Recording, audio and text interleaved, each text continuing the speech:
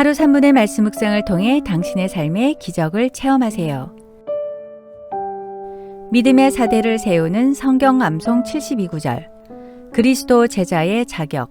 그리스도를 첫 자리에 모심. 마태복음 6장 33절. 그런즉 너희는 먼저 그의 나라와 그의 의를 구하라. 그리하면 이 모든 것을 너희에게 더하시리라. 어느 대기업의 총수가 전국 공장들을 시찰을 한 뒤 한 공장장이 총수에게 공장 운영에 대해 보고를 했습니다. 총수는 그가 탁월한 지도력으로 회사의 발전에 큰 공을 세웠다며 크게 칭찬을 하였습니다. 총수는 그 공장장의 공로를 치하하는 술을 따라 주고자 했습니다. 그러자 그 공장장은 회장님, 죄송하지만 술 대신 콜라나 사이다를 주십시오. 라고 말했습니다. 그 순간 그 만찬장은 정막이 흘렀습니다. 잠시 후 총수는 자네는 진짜 크리스천이군 이렇게 말하고는 만찬장을 나갔습니다. 옆에 있던 선배가 다가와 말했습니다. 이 앞뒤 꽉 막힌 사람아, 자네는 특별 승진의 기회를 놓쳐버렸군. 나도 크리스찬이네. 술 한잔 마신다고 하나님이 벌 주시는 것도 아닌데 왜 이리 융통성이 없나. 자네는 이제 회장님 눈밖에 났으니 회사에 가서 짐 정리나 하게나. 공장장은 어린 시절 술을 많이 마시는 할아버지 때문에 어머니가 고생하는 것을 잊지 않았고 모태의 신앙을 가진 사람으로서 술을 가까이 하면 즐거움보다 후회스러운 일이 더 많이 일어난다는 것을 확신했기 때문에 오히려 편안한 마음으로 상부의 명령을 기다렸습니다. 그런데 놀랍게도 문책은커녕 승진을 했을 뿐 아니라 특별 보너스까지 받았습니다. 그 후에도 회장님은 그처럼 회장의 술도 거절하는 독실한 사람이라면 그 어떤 뇌물이나 부정부패도 거부할 수 있을 것이네 라고 그를 칭찬하며 그의 말이라면 항상 믿어주고 회사의 중요한 자리에 그를 두었습니다.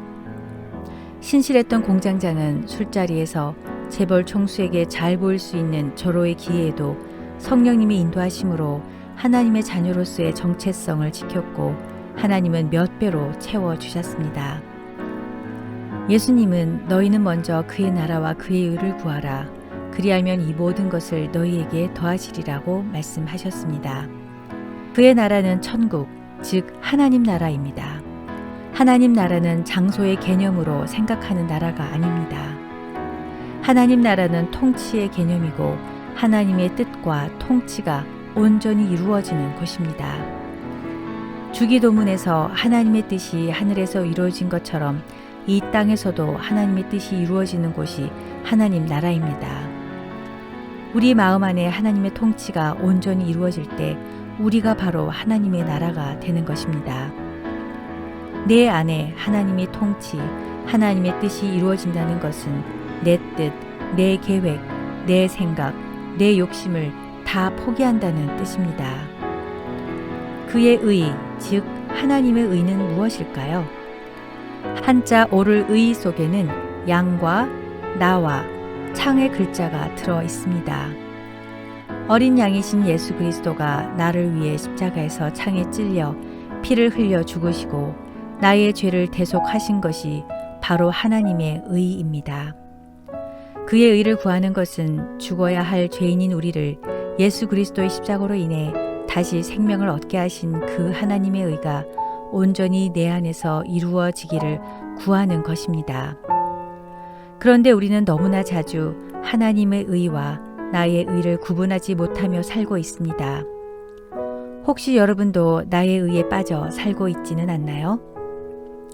저는 교회에서 권사이고요. 또는 장로이고요. 저는 11조를 한 번도 빼먹지 않았고요. 저는 성교원금을 10년째 내고 있고요. 저는 30년 동안 교통봉사와 주일학교 봉사를 했고요. 저는 교회를 위해 정말 온 마음으로 헌신했답니다. 하나님의 의를 구한다는 것은 이러한 자기 의를 버리는 것입니다. 나의 공로, 나의 노력과 수고를 내세우지 않는 것입니다. 하나님의 의를 구하는 것은 오직 예수님의 공로 외에는 아무것도 내세우지 않는 것이며 주어가 나에서 하나님으로 바뀌는 것입니다. 내가 했습니다가 아니고 하나님께서 다 하셨습니다로 바뀌는 것입니다.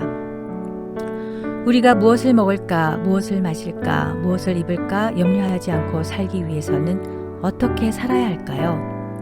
예수님은 먼저 그의 나라와 그의 의를 구하라고 말씀하셨습니다. 그리하면 이것을 너희에게 더하시리라고 약속하셨습니다. 이 말씀은 하나님이 하시는 일과 우리가 해야 할 일을 구별하고 있습니다. 즉 하나님의 나라와 의를 구하는 것은 우리가 해야 할 일입니다. 그러나 무엇을 먹을까, 무엇을 마실까, 무엇을 입을까 하는 문제는 하나님의 일이라고 말씀합니다. 그리고 우선순위가 중요합니다. 무엇을 먼저 해야 하는지를 말씀하고 있습니다. 우리는 흔히 이렇게 말합니다. 하나님, 이번 일만 잘 되면 주일에 빠지지 않고 예배 드리겠습니다. 자녀가 지금 고3입니다. 시험 기간입니다. 대학생만 되면 열심히 봉사할 테니 그때까지만 기다려 주세요.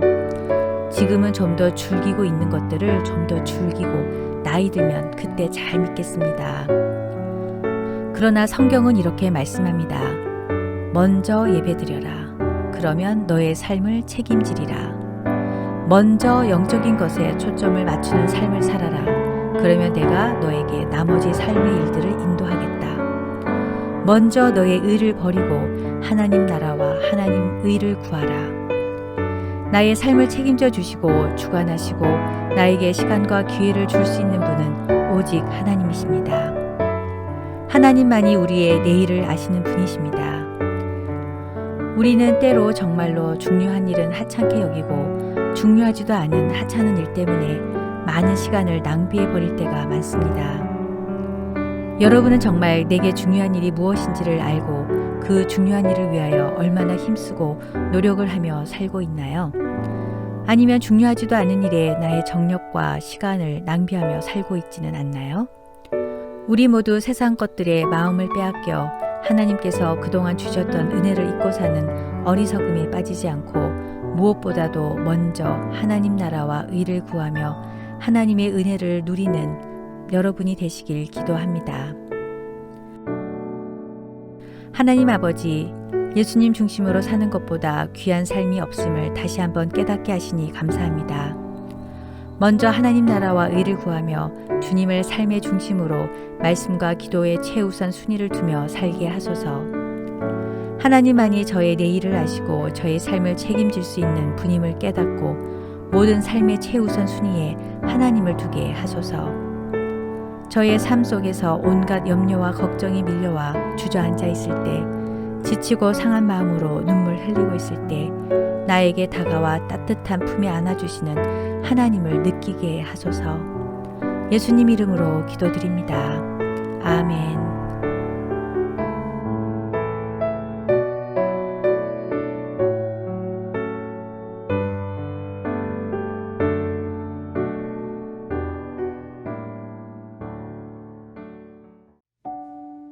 하루 3분의 말씀 묵상을 통해 당신의 삶의 기적을 체험하세요. 믿음의 사대를 세우는 성경 암송 72구절. 그리스도 제자의 자격. 그리스도를 첫 자리에 모심. 누가복음 9장 23절. 또 무리에게 이르시되 아무든지 나를 따라오려거든 자기를 부인하고 날마다 제 십자가를 지고 나를 따를 것이니라. 윤성철 님의 책 올인에 나오는 이야기입니다. 그는 20살 때 미국으로 이민 가서 백만장자를 꿈꾸었습니다. 커피와 다과에 예쁜 자매들도 있다는 선배 말에 혹해서 교회에 처음 나가게 되었습니다. 성경이 진짜인지 거짓인지 읽어보고 결정하자는 마음에 성경 공부를 하던 중 요한복음을 읽다 예수님을 영접했습니다. 예수님이 진리라면 제대로 믿어보자고 생각하고 올인하기로 결심했습니다. 그는 일본 선교를 다녀오고 뒤늦게 신학 공부를 한 뒤 2004년 목사 안수를 받았습니다. 세상과 하나님, 양쪽에 두 발을 올려놓고 때에 따라 적당히 무게중심을 옮기며 사는 현대인을 향하여 올인하라고 외치며 이렇게 고백했습니다. 어느 날 저녁 저는 한 집회에 참석했습니다. 은혜로운 시간이 진행되는 가운데 목사님은 하나님께 대한 전적인 헌신을 강하게 도전하셨습니다.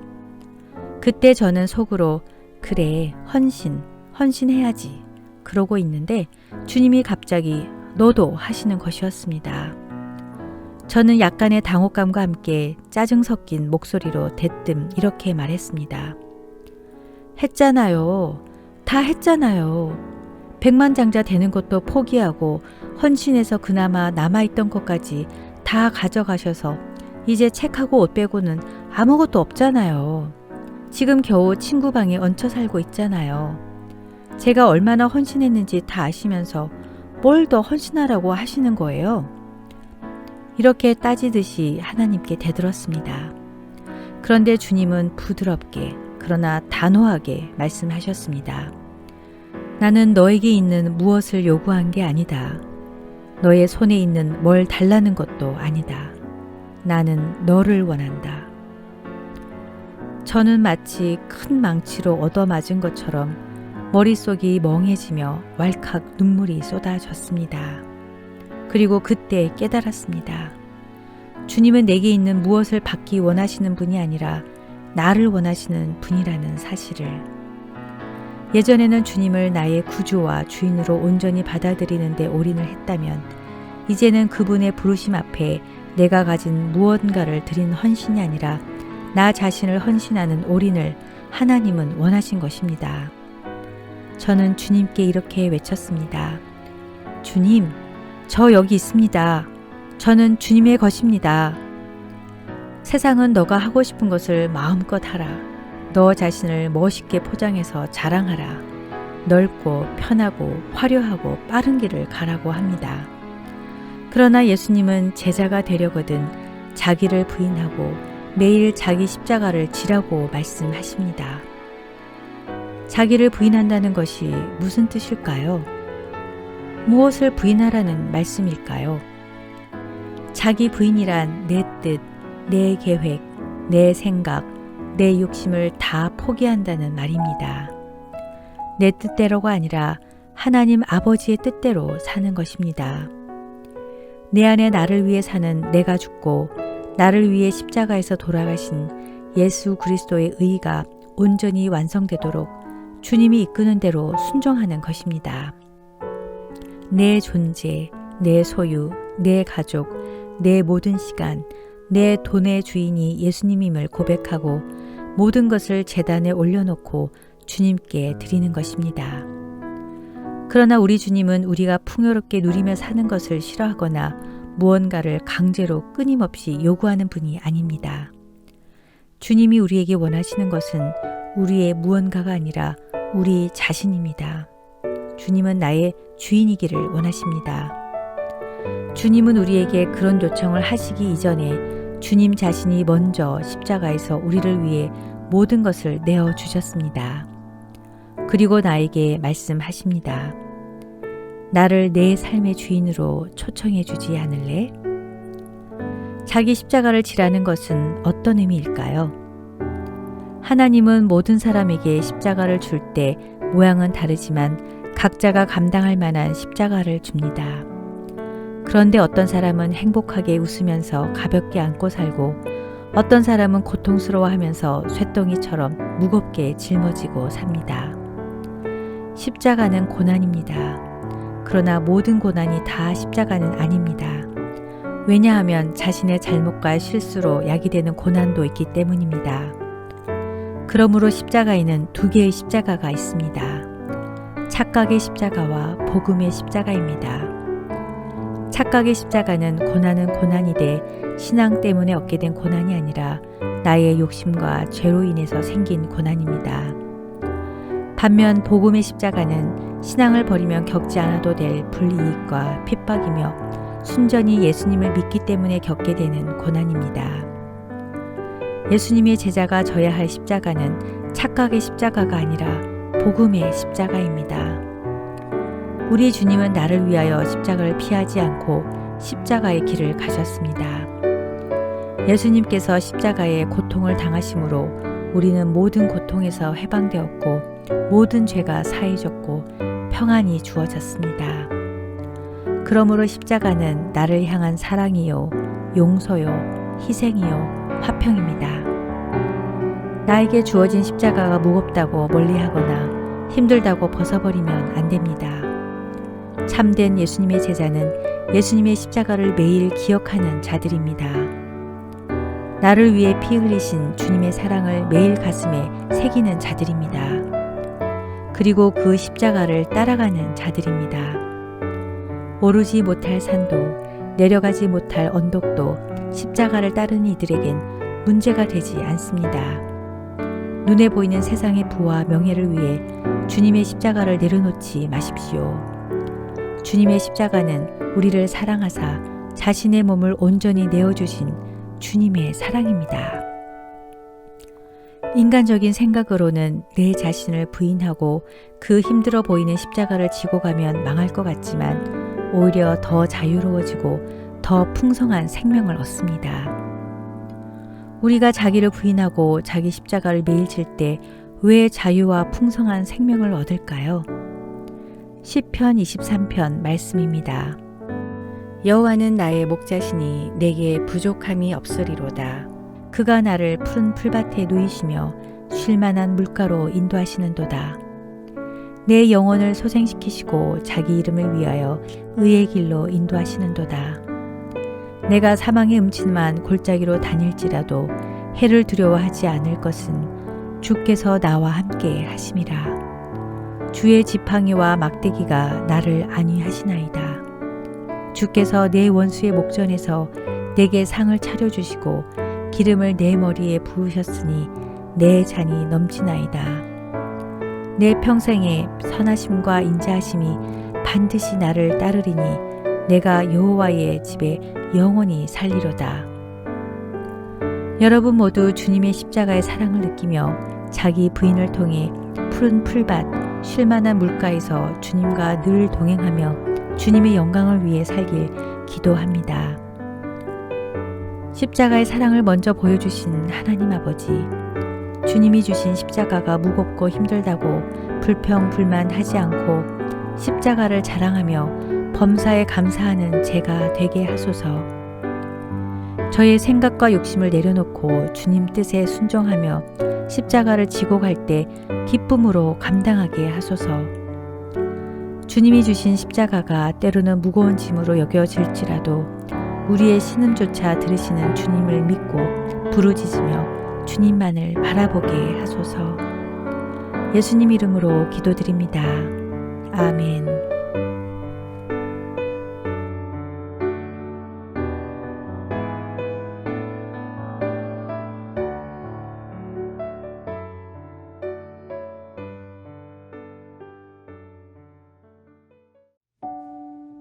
하루 3분의 말씀 묵상을 통해 당신의 삶의 기적을 체험하세요.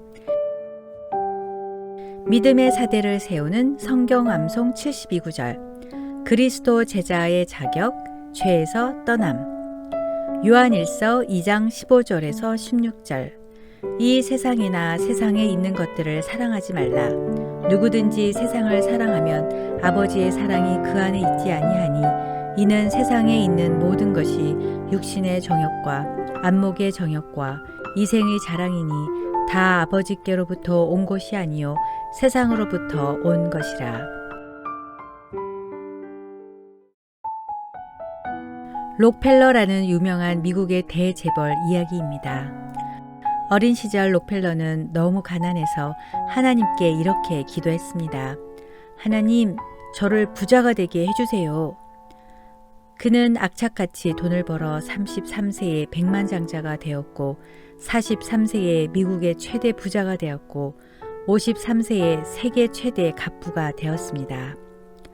그러나 돈을 벌려는 욕심과 돈을 지키려는 염려로 인해 걱정이 많아져 위장병이 생기기 시작했습니다. 돈을 도둑 맞을 것 같아 집에 철조망을 치고 큰 개도 길렀지만 염려가 사라지지 않아서 신경쇠약에 걸렸고 55세에 근무력증, 탈모증, 불면증, 위궤양 등으로 인해 먹지도 자지도 못하고 막대기처럼 말라갔습니다. 그러다 결국 1년 이상 살지 못한다는 사형 선고를 받고 말았습니다. 죽음의 문턱에 이르자 악착같이 모았던 재산도 아무런 의미가 없었습니다. 최후 검진을 위해 휠체어를 타고 병원에 갔을 때 병원 로비에 실린 액자의 글이 그의 눈에 들어왔습니다. 주는 자가 받는 자보다 복이 있다. 그 글을 보는 순간 선한 기운이 온몸을 감싸는 가운데 그는 눈물을 흘렸고 하나님 앞에 회개했습니다. 그때 돈이 없어 입원이 안 되는 소녀를 보았습니다. 그는 비서를 시켜 병원비를 지불하고 누가 지불했는지 모르게 했습니다. 얼마 후 그 소녀가 기적적으로 회복이 되자 록펠러는 너무나 기뻤고 자서전에서 그 순간을 이렇게 표현했습니다. 저는 살면서 이렇게 행복한 삶이 있는지 몰랐습니다.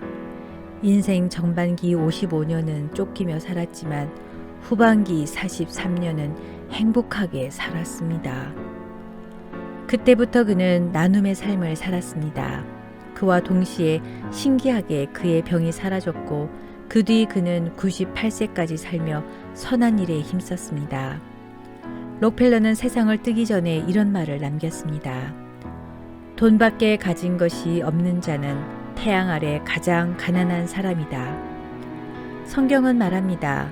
이 세상과 세상에 속한 것들을 사랑하지 마십시오. 누구라도 이 세상을 사랑하게 되면 그 마음 속에는 하나님의 사랑이 없게 됩니다. 건강한 신앙생활을 위해서는 우리를 방해하고 무너뜨리는 것들을 버려야 합니다. 그것은 바로 육신의 정욕, 안목의 정욕, 이생의 자랑입니다. 첫 번째 육신의 정욕은 쾌락과 소유욕, 무엇을 갖고 싶어하는 마음입니다. 아담과 하와처럼 아직 죄가 무엇인지도 모르는 오염되지 않은 완전한 상태에 있을 때에도 마귀는 거침없이 찾아가 유혹을 했습니다. 하나님의 아들 예수님이 사람의 몸을 입고 이 세상에 오셨을 때 하나님의 아들인 줄을 뻔히 알면서도 마귀는 찾아가 유혹했습니다. 이처럼 마귀는 누구 할 것 없이 가리지 않고 오늘도 유혹합니다. 신앙생활은 한마디로 영적인 전쟁이며 영적인 전쟁은 사탄의 유혹과의 전쟁입니다. 사람은 웬만큼 의지가 강하지 않고는 유혹에 금방 빠지고 맙니다. 의지가 아무리 강한 사람일지라도 한두 번은 이기지만 유혹이 계속되면 그만 넘어가고 맙니다. 그러나 우유부단하고 육신의 정욕과 소유욕에 사로잡히면 모든 것을 잃고 말기에 육신의 정욕을 버려야 합니다. 두 번째, 안목의 정욕은 눈으로 봄으로써 느끼는 모든 종류의 욕심을 말합니다. 사탄이 가장 많이 공격하는 것이 우리의 눈입니다. 눈을 통해서 육신의 정욕이 발동되고 보는 것을 통해서 안목의 정욕이 촉발됩니다. 좋은 것, 아름다운 것, 육신적인 것, 퇴폐적, 향락적인 것들이 우리를 날마다 유혹합니다. TV, 인터넷, 영화 등을 통해서 날마다 우리의 영은 눈을 통하여 치명적인 공격을 받습니다. 요즘은 음란이 안방까지 아무런 장애를 받지 않고 침투하고 있고 손가락 하나만 까딱하면 어린 청소년들조차도 마음껏 안목의 정욕을 채울 수 있는 시대입니다. 쾌락은 인간을 망가뜨리는 마귀의 유혹 도구입니다. 쾌락은 불결한 죄로 이어져 사람을 바닥으로 추락시키므로 안목의 정욕을 버려야 합니다. 세 번째, 이생의 자랑은 과시욕입니다. 우리는 흔히 뉴스를 통해서 세상의 명예와 감투, 지위나 학벌, 재산 등을 이용하여 과시하다가 망하는 경우를 자주 봅니다. 우리는 태어날 때부터 자신의 존재의 가치를 인정받으려고 하는 본능이 있습니다. 그래서 어떻게 해서라도 자신이 다른 사람보다 우월하고 잘 나간다는 것을 보여주고 싶어 합니다. 열심히 살고 사람들에게 인정받고 칭찬받는 자체가 나쁜 것은 아니지만 하나님의 뜻을 거스르며 잘못된 동기와 목적으로 세상적인 성공에 집착하는 것은 멸망으로 가는 길입니다. 세상 것들을 자랑하다 보면 결국 그것의 노예가 되어 그것 때문에 망하기 때문에 이생의 자랑도 버려야 합니다. 여러분은 이 세 가지 중 어떤 것에 가장 약하고 시험에 많이 드시나요? 지금도 사탄은 우리를 넘어뜨리려고 배고픈 사자처럼 공격할 때를 노리고 있습니다. 우리는 육신의 정욕과 안목의 정욕과 이생의 자랑을 물리치고 당당히 이겨야 할 것입니다. 어떻게 하면 우리의 신앙생활을 방해하는 이 세 가지를 물리칠 수 있을까요? 다음 편을 기대해 주세요. 우리 모두 우리 삶의 현장이 영적 전쟁터임을 잊지 않고 사탄의 유혹을 이기고 사탄의 덫에 빠지지 않고 건강한 신앙생활을 하길 기도합니다. 하나님 아버지, 성령 충만함으로 육신의 정욕과 안목의 정욕과 이생의 자랑을 이기게 하시고 성령의 인도하심으로 건강한 신앙생활을 하게 하소서. 저의 약점을 공격하는 사탄의 유혹에 넘어가지 않도록 보호하여 주시고 하나님과 저 사이를 멀어지게 하는 모든 헛된 욕심들을 버리고 오직 주님 한 분만으로 만족하는 삶이 되게 하소서. 건강한 신앙생활을 하기 위해 제가 버려야 할 것들, 주님보다 더 중요하게 생각하는 것들을 버리도록 결단하게 하소서. 예수님의 이름으로 기도드립니다. 아멘.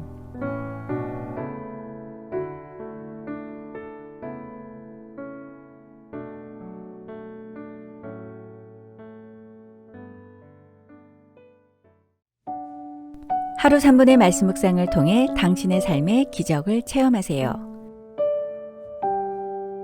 믿음의 사대를 세우는 성경 암송 72구절, 그리스도 제자의 자격, 죄에서 떠남. 로마서 12장 2절, 너희는 이 세대를 본받지 말고 오직 마음을 새롭게 함으로 변화를 받아 하나님의 선하시고 기뻐하시고 온전하신 뜻이 무엇인지 분별하도록 하라. 어느 중학교 선생님이 교장 선생님을 찾아갔습니다. 그리고는 자신이 이번 승진에서 누락된 것에 대해 불평하며 따졌습니다. 교장 선생님, 제가 이 자리에 몇 년 동안이나 있었는지 아십니까? 무려 25년 동안이나 있었습니다. 그런데 왜 이렇게 승진이 안 되는 거죠? 왜? 그랬더니 교장 선생님께서는 이렇게 대답했습니다. 선생님께서는 계산을 잘못하셨네요. 선생님께서는 그 자리에 1년밖에 계시지 않았습니다. 그런데 그 1년을 25번씩이나 반복하고 계시는군요. 그리고는 한 해 한 해 시간이 갈수록 성장과 발전과 변화가 있어야 하는데 25년 전 만든 강의 노트 하나로 25년간 버티고 있는 그 선생님의 게으름과 안일함과 타성을 질책하셨습니다. 이 선생님의 모습이 혹시 나의 모습은 아닌가요? 우리도 타성에 젖어 나 자신은 변화하지 않으면서 다른 사람을 비판하고 새로운 것을 바라보지 못하고 과거부터 지금까지 살던 대로 세상과 타협하고 죄와 타협하며 살고 있지는 않는지요. 구습을 따르는 옛사람을 벗어버리고 새롭게 되기 위해서는 여러 가지 용기와 결단이 필요합니다. 죄를 끊는 용기, 건강한 신앙생활을 방해하는 것들을 버리는 용기, 주님을 위해 나의 시간과 재능을 바치는 용기, 마귀의 유혹을 과감히 물리치는 용기 등입니다. 아름다운 꽃이 만발한 화단을 망치려면 어떻게 하면 될까요? 아무런 수고를 하지 않아도 쉽게 망쳐버리는 방법이 있습니다. 바로 그 화단을 그냥 내버려 두는 것입니다. 그러면 곧 잡초가 무성해지고 벌레가 들끓어 저절로 황폐해집니다. 어떻게 하면 내 인생을 망칠 수 있을까요? 악한 세상이 돌아가는 대로 그저 나를 맡겨두면 저절로 망쳐질 것입니다. 술과 도박, 쾌락을 쫓으며 방탕하게 생활하면 얼마 안가 마음과 육신이 모두 피폐해질 것입니다. 또한 내 영혼을 어떻게 하면 망쳐버릴 수 있을까요? 하나님의 존재와 생명이여 진리여 길이신 예수님을 철저하게 배척하면 됩니다. 하나님이 안 계신 것처럼 살고 내 육신이 하고 싶은 대로 하면 내 영혼은 무참히 망쳐질 것입니다. 하나님이 우리에게 주시는 가장 큰 벌이 무관심이라고 합니다. 예배를 안 드리고 기도를 안 해도 아무 일도 없다면 그것은 축복이 아니라 하나님의 징계인 것입니다. 너희는 이 세대를 본받지 말고 오직 마음을 새롭게 함으로 변화를 받아 하나님의 선하시고 기뻐하시고 온전하신 뜻이 무엇인지 분별하도록 하라. 성경은 이 세대를 본받지 말라고 말씀하시는데 이 세대를 본받는다는 것은 어떤 의미일까요? 이 세대를 본받는 것은 새롭게 변화하지 않고 타성에 젖어 안일함에 빠지며 형식적인 신앙생활을 하는 것입니다. 형식주의는 우리가 쉽게 빠지는 함정입니다. 신앙생활을 하나의 의무로 여기고 보이는 데에만 힘쓰며 자신이 만들어 놓은 종교인의 틀에 다른 사람을 정죄하고 비교하고 판단하고 질책합니다. 그 속에는 사랑과 기쁨이 없습니다. 주님이 가장 책망한 사람들이 바로 형식주의에 빠져 외식하는 바리새인들이었습니다. 또한 이 세대를 본받는 것은 감정적인 신앙생활을 하는 것입니다. 감정의 오르내림이 심해서 은혜 받을 때는 금세 뜨거워지고 눈물로 기도하고 감사하지만 얼마 지나지 않아 은혜가 식으면 바로 냉담해지고 푹 가라앉아 버립니다. 다른 사람의 말, 이간질하는 말, 확인되지 않은 채 인터넷에 난무하는 거짓 속임수, 사탄들, 이단들이 퍼뜨린 유언비어에 빠져 비성경적, 부정적인 신앙생활을 합니다. 하나님의 관점으로 보지 못하고 세상적인 시각으로 보는 것입니다. 또 이 세대를 본받는 것은 인본적인 신앙생활을 하는 것입니다. 사람들의 인정과 인기를 누리고자 애씁니다. 주님이 주인이 아니라 내가 주인입니다. 하나님께 영광을 돌리는 것이 아니라 자기 자신의 영광을 드러내고 자신의 이름이 보이는 일에 집착하는 것입니다. 사람들의 인정은 얼마 가지 못하고 점점 더 크고 많은 것을 요구합니다. 사람은 어디까지나 은혜의 통로이지 은혜의 원천이 아닙니다. 은혜와 인정의 원천은 오직 하나님이십니다. 이 세대를 본받지 않고 살려면 어떻게 살아야 할까요? 하나님의 뜻을 분별하고 매일 새로워지기 위해서는 어떻게 해야 할까요? 첫째, 하나님의 말씀에 푹 빠져야 합니다. 사탄은 금식 기도를 마친 예수님을 시험했습니다. 그때 예수님은 말씀으로 물리치셨고 승리하셨습니다. 사탄이 돌들로 떡이 되게 하라. 육신의 정욕으로 시험하자 사람이 떡으로만 살 것이 아니요 하나님의 입으로부터 나오는 모든 말씀으로 살 것이라 하였느니라 하시니 라고 대답하시며 신명기 8장 3절 말씀으로 물리치셨습니다. 성전에서 뛰어내려라. 그것을 보고 사람들은 박수갈채를 보낼 것이다. 안목의 정욕으로 시험하자 주 너의 하나님을 시험하지 말라 하였느니라 하시니 라는 신명기 6장 16절 말씀으로 물리치셨습니다. 내가 내게 절을 하면 천하 만국과 그 영광을 너에게 주리라. 이생의 사랑으로 시험하자 사탄아 물러가라. 기록되었으되 주 너의 하나님께 경배하고 다만 그를 섬기라 하였느니라 라는 신명기 6장 13절 말씀으로 물리치셨습니다. 이렇게 성경 말씀에 푹 빠지게 되면 매 순간 주님의 말씀이 나침반이 되어 주님이 기뻐하는 선택을 하게 됩니다. 성경 말씀에 푹 빠지게 되면 하나님의 뜻을 분별하게 됩니다.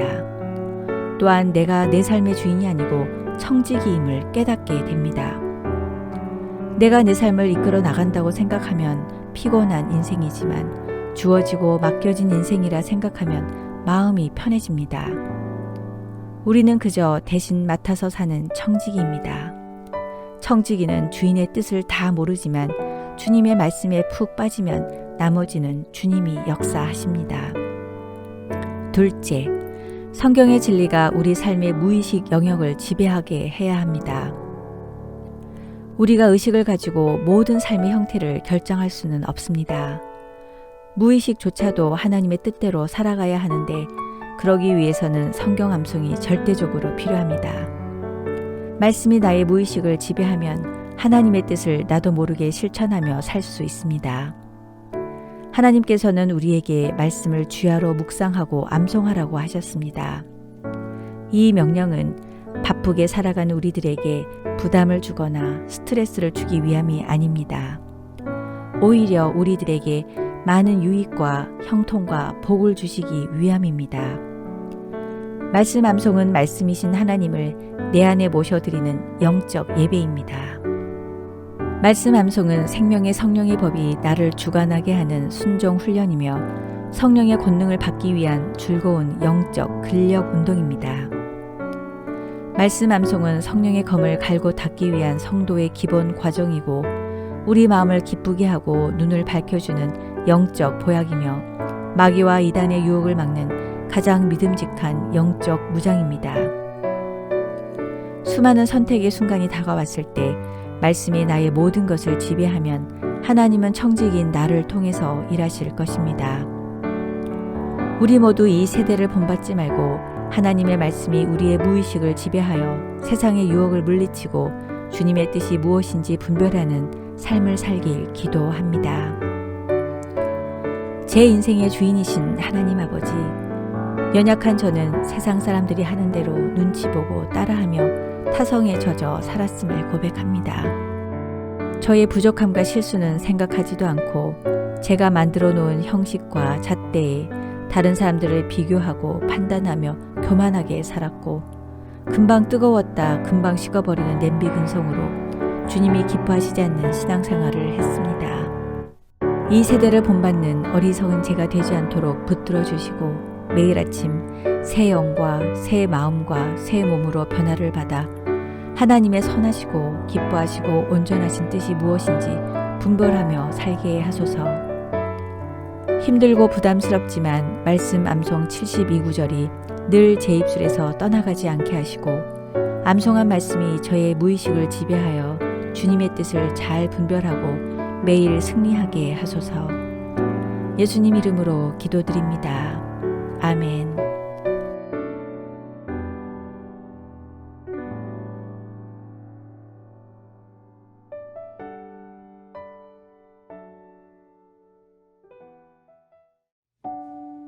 하루 3분의 말씀 묵상을 통해 당신의 삶의 기적을 체험하세요. 믿음의 사대를 세우는 성경 암송 72구절. 그리스도 제자의 자격, 견고함. 고린도전서 15장 58절. 그러므로 내 사랑하는 형제들아, 견실하며 흔들리지 말고 항상 주의 일에 더욱 힘쓰는 자들이 되라. 이는 너희 수고가 주 안에서 헛되지 않은 줄 알미라. 어느 작은 교회에서 생긴 일입니다. 본당 출입문을 너무 오래 사용하여 문짝이 떨어져 나갔습니다. 예배 시간이 다가왔기에 급히 목수에게 연락하였고 목수는 재빨리 와서 열심히 일하여 완벽하게 고쳤습니다. 목사님은 너무 감사해서 가죽 지갑을 선물로 주며 말했습니다. 감사합니다. 우리 교회 창립 기념 예배 때 만든 것입니다. 약소하지만 감사의 뜻으로 드리니 받아주십시오. 그러자 목수는 화를 버럭 냈습니다. 아니, 사람을 뭘로 보고 이러시는 겁니까? 이까지 지갑이나 받으려고 문짝을 고친 줄 압니까? 이래봬도 저는 이 분야의 최고의 전문가이자 알아주는 고급 인력입니다. 그럼 어떻게 드리면 좋을까요? 10만 원은 주셔야죠. 그래도 교회 일이라 싸게 해드린 겁니다. 아, 네. 그거 참 감사한 일이네요. 목사님은 선물로 주려고 했던 지갑에서 30만 원 중 10만 원만 꺼내어 목수에게 주었습니다. 주는 대로 받았다면 지갑과 30만 원을 받았을 텐데 내가 누구인데 내가 시간당 얼마인데 욕심과 교만을 부리다 돈은 돈대로 못 받고 체면은 체면대로 깎이고 말았습니다. 여러분도 살아가면서 이 목수처럼 내가 왕년의 누구인데 내가 누구누구에게 얼마나 잘했는데 나의 공로를 내세우며 알아주기를 바랄 때가 있으셨나요? 나의 노력과 나의 능력, 나의 성과를 몰라줘서 속상해하고 거기에 대한 보상이 없어서 서운해하신 적 있으신가요? 선하시고 인자하신 우리 하나님은 모든 것을 아십니다. 하나님은 알아주실 뿐 아니라 상으로 주시는 분입니다.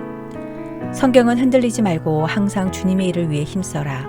그리하면 우리의 수고가 결코 헛되지 않는다고 말씀하십니다. 그리스도인은 사람의 말이나 눈앞의 일시적인 보상에 흔들리지 말고 주님의 일을 위해 섬기는 자리를 지켜야 합니다. 교회의 직분은 높은 계급이나 높은 신분이 아닙니다.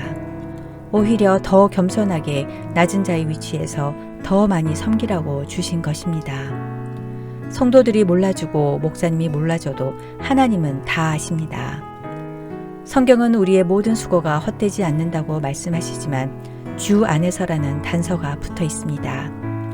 주 안에서라는 말은 하나님을 믿는 믿음 안에서 그리고 예수 그리스도의 사랑 안에서라는 의미입니다. 모든 수고란 성경 말씀을 배우는 것에서 시작하여 예배, 기도, 말씀 묵상, 봉사, 섬김, 훈련, 전도, 선교 등 자기 형편과 여건에 맞는 모든 것, 주님이 기뻐하시는 모든 일입니다. 그런데 이 말씀은 그러므로 라는 접속사로 시작하고 있습니다. 그러므로 라는 것은 이미 어떤 내용들을 설명한 후에 결론적으로 말하는 것입니다. 즉, 우리의 수고가 헛되지 않는 분명한 이유를 이미 말씀하셨습니다. 우리의 수고가 헛되지 않은 분명한 이유는 무엇일까요? 하나님의 은혜 때문입니다. 바울은 고린도전서 15장 10절에서 내가 나아된 것은 하나님의 은혜로 된 것이니 내게 주신 그의 은혜가 헛되지 아니하여 라고 고백했습니다. 나는 어떤가요? 혹시 나의 나된 것, 오늘의 내가 나의 능력이나 나의 잘남 때문이라고 생각하시나요? 오늘의 나를 존재케 하고 나를 이 자리까지 세워주시고 나의 가치를 드러나게 하는 것은 오직 하나님의 은혜입니다. 우리의 수고가 헛되지 않은 또 다른 이유는 믿음 때문입니다. 고린도전서 15장 2절에서 바울은 내가 전한 그 말을 굳게 지키고 헛되이 믿지 않으면 구원을 받는다고 말씀하셨습니다. 나는 하나님 말씀을 헛되이 믿는 사람인가요? 아니면 진실되게 믿는 사람인가요? 나는 내 욕심을 채우고 나를 드러내기 위한 도구로 하나님을 이용하고 있지는 않나요? 아니면 나를 구원해 주신 것만으로도 감사해서 주님이 기뻐하시는 일을 하고 계시나요? 하나님은 먼지같이 보잘것없는 나를 용서해 주셨고 구원해 주셨고 영원히 함께 하시고 영생을 약속하셨습니다. 이것을 믿는 믿음이야말로 우리의 모든 수고를 헛되지 않게 하는 것입니다. 히브리서 11장 6절에서는 그가 자기를 찾는 자들에게 상 주시는 이심을 믿어야 할지니라 라고 말씀하셨습니다. 하나님은 자신을 찾는 사람들에게 반드시 상을 주시지만 그 상은 이 땅에서 받을 수도 있고 이 땅이 아닌 영생의 삶에서 받을 수도 있습니다. 내가 받을 수도 있지만 내가 죽은 후 자손이 받을 수도 있습니다. 점 하나 찍는 이 세상에서의 보상은 작은 할렐루야이고 이 세상에서 보상이 없어도 내 자손이나 천국에서 받는 상은 더 큰 할렐루야입니다. 마태복음 6장 2절 너희 앞에 나팔을 불지 말라. 진실로 너희에게 이르노니 그들은 자기 상을 이미 받았느니라. 열심히 노력하여 세상에서 금메달을 따고 무궁화 훈장을 받는 것도 중요하지만 영원한 하나님 나라에서 더 큰 상을 받는 것이 더 축복입니다. 믿음의 유산으로 자손 만대가 큰 은혜와 복을 받는 것이 최고의 응답입니다. 우리 모두 흔들리지 말고 나를 구원해 주신 하나님 나라의 일을 위해 수고하고 기쁨으로 섬기길 기도합니다. 저희 수고에 복 주시는 하나님 아버지, 아무 자격이 없는 저를 구원해 주시고 저를 쓰임받는 일꾼으로 삼아 주시니 감사합니다. 어떤 상황이나 환경에서도 하나님의 은혜를 기억하고 흔들리지 않는 믿음으로 기쁘게 일하게 하소서. 지금 당장 인정받지 못하고 칭찬받지 못하더라도 하나님은 알고 계심을 믿고 영원한 하나님 나라에서의 상급을 기대하며 살아가게 하소서. 예수님 이름으로 기도드립니다. 아멘.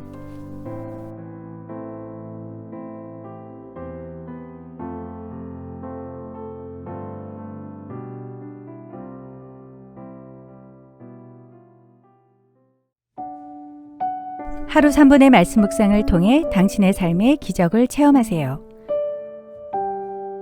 믿음의 사대를 세우는 성경 암송 72구절, 그리스도 제자의 자격, 견고함, 히브리서 12장 3절, 너희가 피곤하여 낙심하지 않기 위하여 죄인들이 이같이 자기에게 거역한 일을 참으신 일을 생각하라.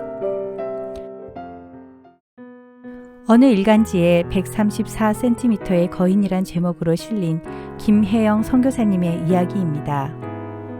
김혜영 선교사는 5남매 중 첫째로 건강하게 태어났습니다. 그런데 딸이라는 이유로 만취 상태의 아버지는 갓난아기에게 폭행을 가했고 아기는 태어나자마자 척추를 다쳐 평생 불구가 되었습니다.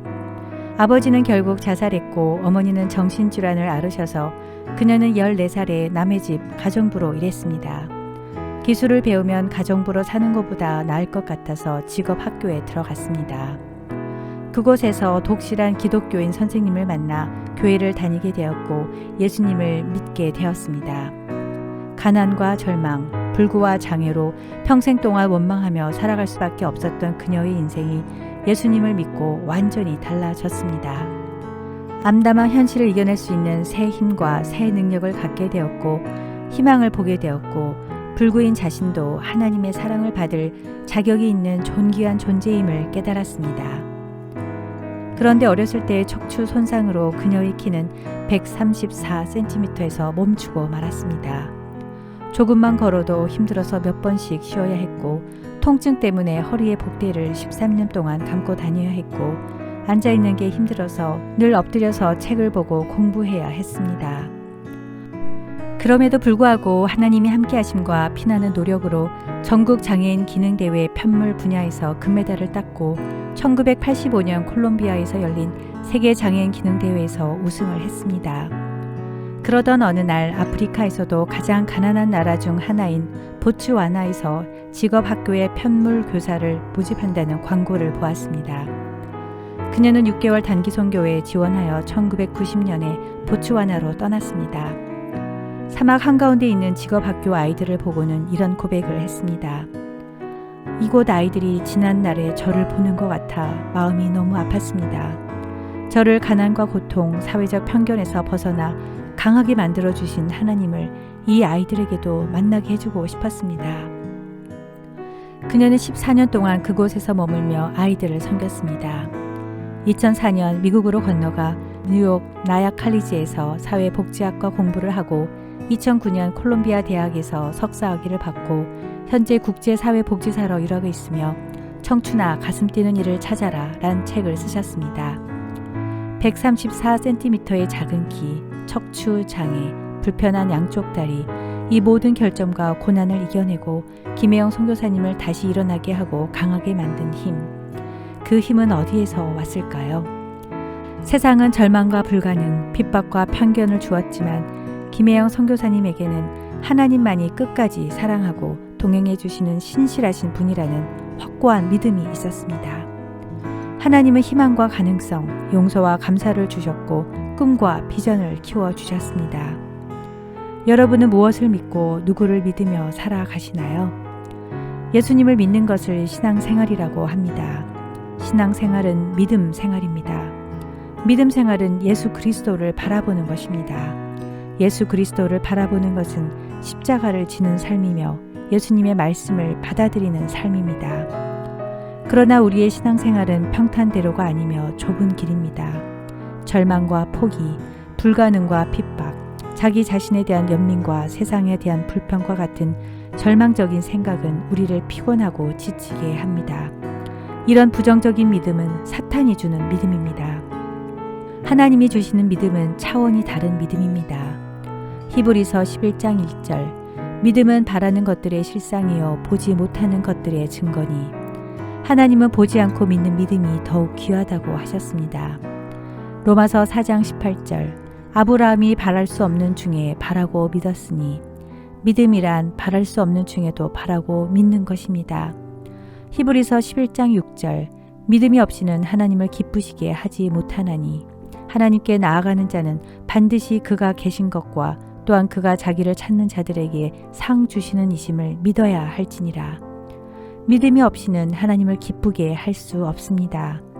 눈에 보이지 않는 것을 믿는다는 것은 사실 쉽지 않습니다. 그래서 의심하기도 합니다. 의심은 영적 성숙을 위해 필연적으로 겪어야 하는 신앙적 단계입니다. 그러나 의심을 너무 오래 품어서는 안 됩니다. 의심하는 환자가 병이 잘 낫지 않듯이 의심하는 기도는 응답이 없습니다. 믿음은 머리로 아는 것을 전제로 하지 않습니다.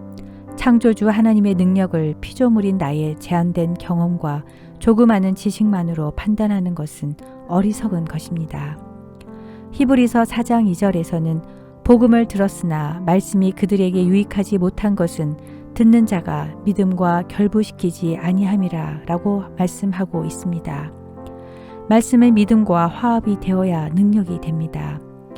예수님이 백부장에게 가라 내 믿음대로 될지어다 하시니 그 즉시 하인이 나음을 받았습니다. 기적이 일어나는 자리에는 항상 믿음이 있었습니다. 우리는 눈앞에 보이는 환경과 한계만을 바라보고 아무것도 할 수 없다고 포기하지만 한계를 뛰어넘을 수 있다는 믿음과 함께 내게 능력 주시는 하나님이 함께 하심을 믿고 포기하지 않고 끝까지 노력하면 믿음대로 이루어집니다. 때로는 내 곁에 아무도 없는 것 같을 때가 있지만 예수님은 항상 나를 지켜보고 계시며 내가 넘어질 것 같으면 큰 팔을 펴서 나를 안아주십니다. 하나님은 나를 단순히 도와주시는 분이 아니고 나와 함께 그 일을 하시는 분입니다. 이 믿음만이 우리의 힘이며 위로가 되며 능력이 됩니다. 우리 모두 아무리 어렵고 힘든 일을 당하더라도 포기하지 마시고 새 일을 행하실 주님만을 바라보며 주님의 언약에 귀 기울이고 그 말씀을 확신하며 살길 기도합니다. 저의 인생을 주관하시는 하나님 아버지, 피곤하고 지친 저의 영혼을 불쌍히 여기시고 눈동자처럼 지켜주시고 꿈과 희망을 주시옵소서. 암담한 현실을 넉넉히 이겨낼 수 있는 새 힘과 새 능력과 새 마음을 덧입혀 주셔서 다시 도전하고 앞으로 나아갈 수 있는 힘과 용기를 주시옵소서.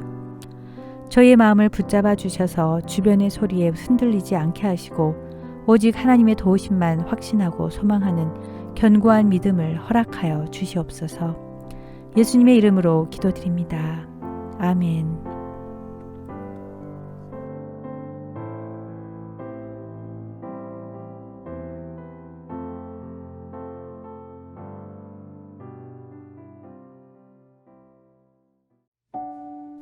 하루 3분의 말씀 묵상을 통해 당신의 삶의 기적을 체험하세요.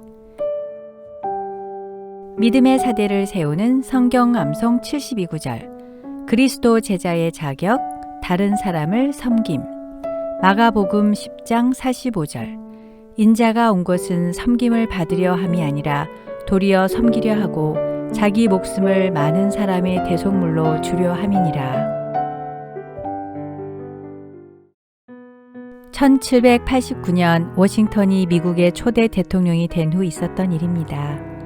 그는 어머니의 맛있는 음식 솜씨를 강요들에게 보여주기 위해 토요일 오후에 고향집으로 내려갔습니다.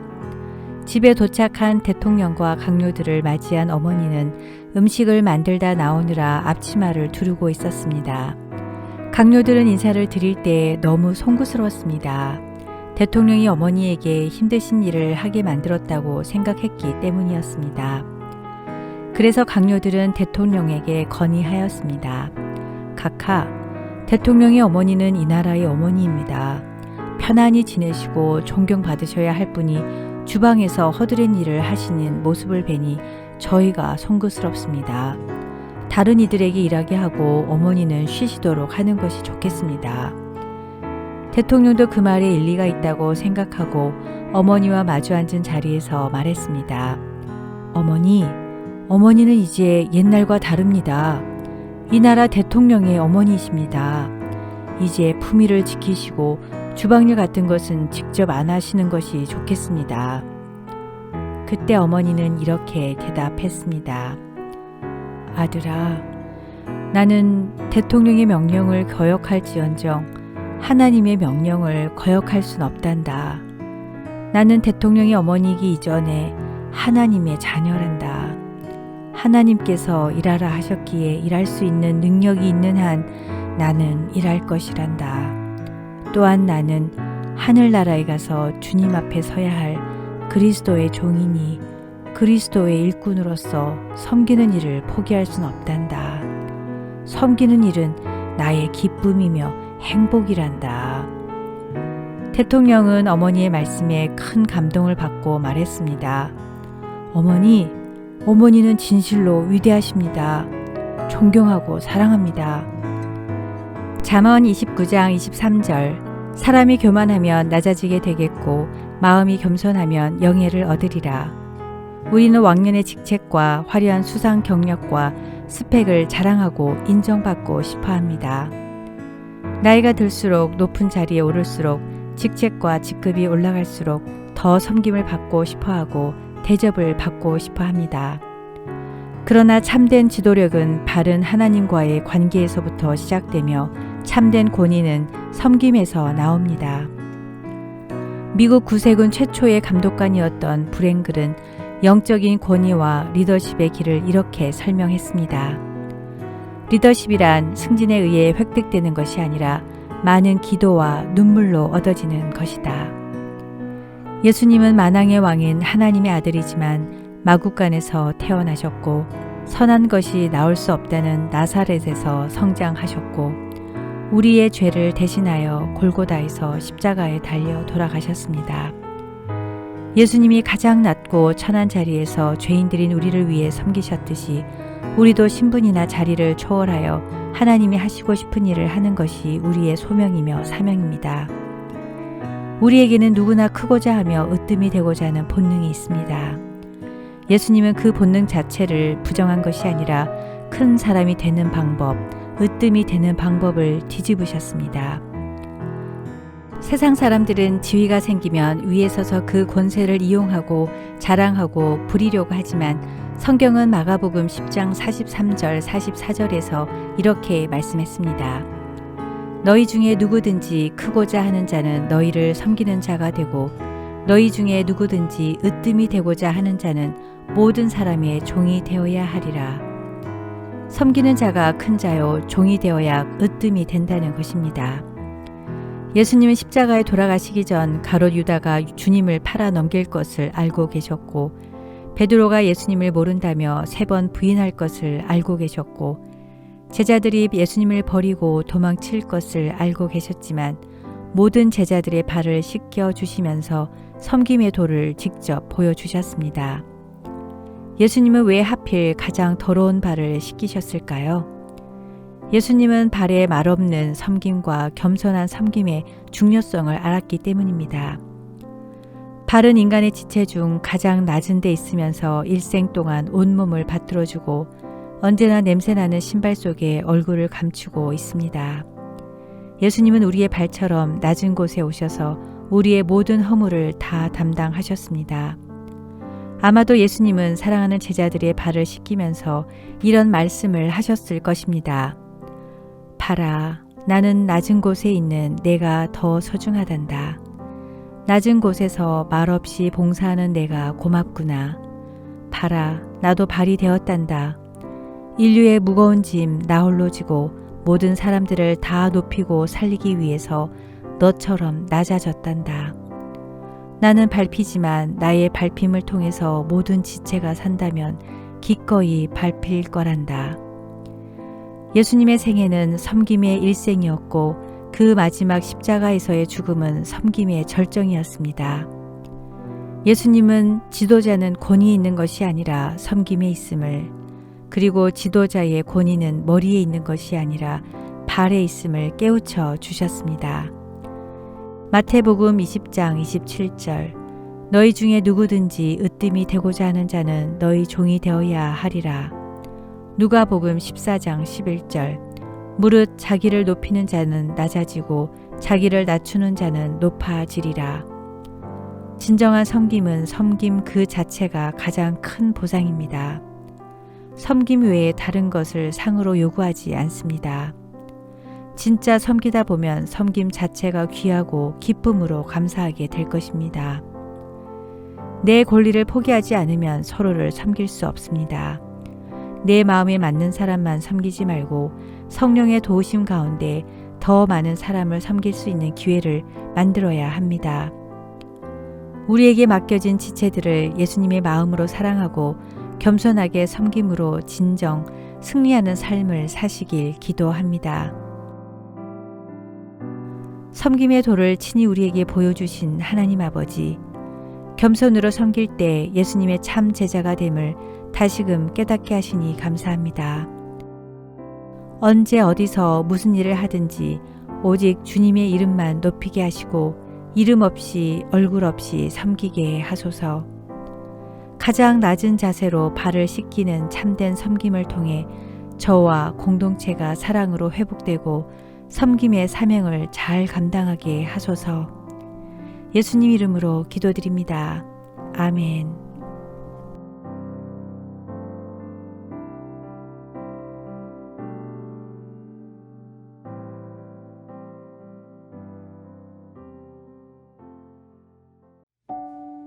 하루 3분의 말씀 묵상을 통해 당신의 삶의 기적을 체험하세요. 믿음의 사대를 세우는 성경 암송 72구절. 그리스도 제자의 자격, 다른 사람을 섬김. 고린도후서 4장 5절. 우리는 우리를 전파하는 것이 아니라 오직 그리스도 예수의 주 되신 것과 또 예수를 위하여 우리가 너희의 종된 것을 전파함이라. 어떤 여인이 있었습니다. 그녀의 남편은 아내를 너무 힘들게 했습니다. 더 이상 견딜 수 없어진 여인은 죽음까지 생각하게 되었습니다. 그때 그녀는 한 전도사님을 만나 예수님을 영접하고 하나님의 은혜를 깨달았습니다. 그 뒤로 그 여인은 주위 사람과 함께 남편의 변화를 위해 기도하기 시작했습니다. 그런데 남편은 조금도 변화되지 않았습니다. 이것을 보다 못한 주위 사람이 이제는 혼자 살라고 권면할 정도가 되었습니다. 그들은 남편에게 할 만큼 했으니 이제는 자신의 행복을 위해 새로운 삶을 살아가라고 권면했습니다. 그 권면을 들은 여인은 이렇게 대답했습니다. 제 인생의 행복 기준은 더 이상 남편이 아닙니다. 남편이 변화되어 저에게 잘해주고 다른 가정처럼 오순도순 살아가는 것이 더 이상 제 행복의 기준이 될 수 없습니다. 제 인생의 행복을 판단하는 기준은 오직 하나님입니다. 하나님이 제 인생을 만족시켜 주십니다. 하나님은 변화된 남편과 행복을 누리는 것을 바라보게 하지 않고 하나님의 사랑을 알지 못하는 남편에게 하나님의 사랑을 나누어 주라고 말씀하십니다. 하나님의 뜻에 따라 하나님의 사랑으로 남편을 참아주고 견디어주고 믿어주고 섬기는 동안 하나님은 저에게 하늘의 은혜와 복으로 채워주셨습니다. 그래서 이제는 더 이상 남편을 변화시켜 달라는 기도를 드리지 않겠습니다. 오늘 이 순간부터 저는 이렇게 기도하려고 합니다. 내가 아직 죄인 되었을 때 나를 위해 십자가에 죽으심으로 나를 용서하고 사랑하신 것처럼 남편을 있는 그대로 사랑하게 하시고 남편에게 하나님의 그 사랑을 전달하게 하옵소서. 저는 오늘부터 하나님이 제 남편을 변화시켜 주기를 기도하는 것이 아니라 예전과 똑같이 힘들게 해도 그런 남편에게 하나님의 사랑을 전달할 수 있게 해주기를 기도하겠습니다. 우리는 우리 자신을 전파하지 않습니다. 우리는 예수 그리스도가 주님이시라는 사실과 우리가 예수님을 위해 일하는 여러분의 종이 되었다는 사실을 전파합니다. 쉬운 성경 고린도후서 4장 5절 말씀입니다. 복음을 증거할 때 우리는 종종 예수님 대신 자신의 의를 드러내려 할 때가 많습니다. 복음을 전파할 때 나의 의를 드러내어 누군가를 변화시키려는 태도는 버려야 합니다. 오늘날 많은 사람들이 삶의 올바른 방향을 모른 채 소망 없이 아둥바둥 살고 있습니다. 복음이야말로 이 시대를 비추는 참 빛이며 믿는 모든 자에게 소망과 구원을 주시는 하나님의 능력입니다. 하나님의 자녀인 우리들은 모두가 주님이 맡겨주신 사명에 순종해야 하는 종입니다. 종은 섬기는 자로서 주인을 위해서 존재하며 주인을 위해서 자신의 재능을 다 바쳐서 열심히 일합니다. 섬기는 자에게는 서열이 없습니다. 종에게는 등수가 없습니다. 자기보다 남을 낮게 여기는 사람은 자기의 뛰어남을 자랑하지 않습니다. 섬김은 하나님이 사랑하시는 사람을 십자가의 사랑으로 존중하고 높이는 것입니다. 예수님은 주인이 되려고 오신 것이 아니라 많은 이들을 섬기고 종이 되고자 이 땅에 오셨습니다. 예수님은 이 땅의 주인이십니다. 그러나 주인이 되기 위해 강제로 뺏거나 강제로 왕이 되신 것이 아닙니다. 예수님은 먼저 가난해지셨고 먼저 낮아지셨고 먼저 비우셔서 종이 되셨습니다. 주님이 우리의 죄를 다 지시고 아픔을 담당하심으로 말미암아 우리가 부유해진 것입니다.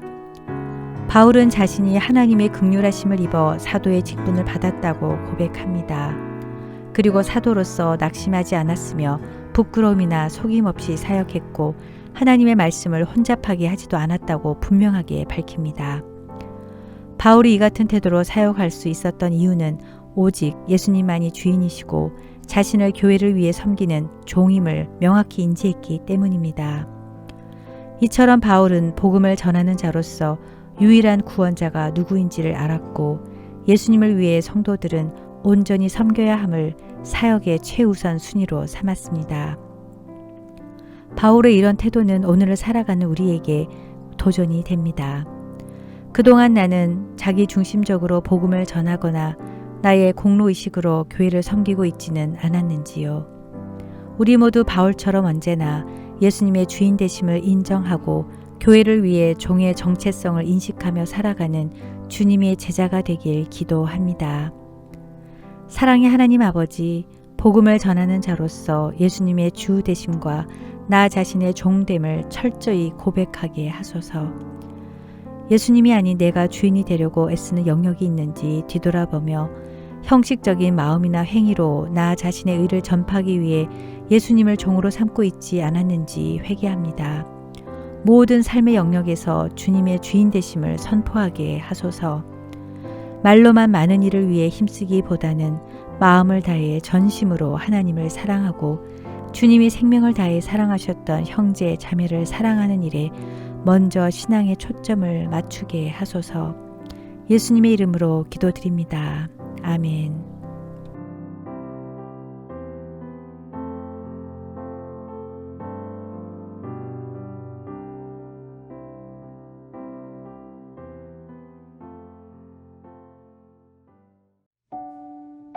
하루 3분의 말씀 묵상을 통해 당신의 삶의 기적을 체험하세요.